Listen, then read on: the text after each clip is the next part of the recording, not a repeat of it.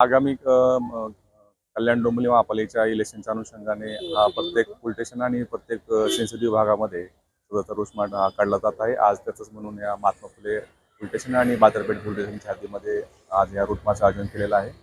आपला येणाऱ्या ज्या 15 जानेवारी रोजी जे मतदान आपल्या KDMCमध्ये होणार आहे ते अतिशय शांतमध्ये आणि भयमुक्त वातावरण होण्याकरता आजच्या रूट मार्चचं आयोजन केलेलं आहे. या रूट मार्चमध्ये आपण पाहत असाल की 100पेक्षा जास्त अधिकारी कर्मचारी या पूर्ण रूट मार्च सहभागी झालेले आहेत आणि या माध्यमातून आम्ही जास्तीत जास्त लोकांच्यापर्यंत आमचा पोहोचण्याचा प्रयत्न आहे आणि त्या ठिकाणी आपली संवेदनशील ठिकाणं असेल, केंद्र असेल तर तो भाग आहे त्या ठिकाणी विशेषतः आम्ही या रूट मार्चचं आम्ही नियोजन केलेलं आहे.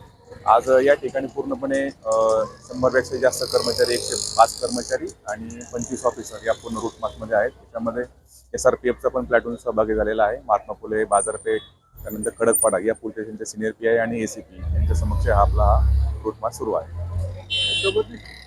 आपल्या पूर्ण कल्याण डोंबिवली ह्याच्यामध्ये जर आपण पाहिलं तर पण एकूण 25 मतदान केंद्र जे आहेत आणि 121 बूथ हे संवेदनशील बूथ म्हणून आपण त्यामध्ये डिक्लेअर केलेले आहेत आणि त्या ठिकाणचं असणारी सध्याची पार्श्वभूमी असणं तिथलं राजकीय वातावरण असेल तर त्या ठिकाणी यापूर्वी जे काही घटना घडल्या असेल त्या बूथवरती अशा क्रायटेरियामध्ये पण आपण तो संवेदनशील एरिया म्हणून यापूर्वी घोषित केलेला आहे. त्या अनुषंगानेच एक निवडणूक आयोगाच्या गाईडन्सवर आपण त्या ठिकाणी अतिरिक्त बंद सुद्धा ठेवणार आहोत आणि अशाच प्रकारचे रूट मार्च हे पूर्ण कल्याण डोंबिवली परिसरामध्ये आम्ही काढणार आहोत.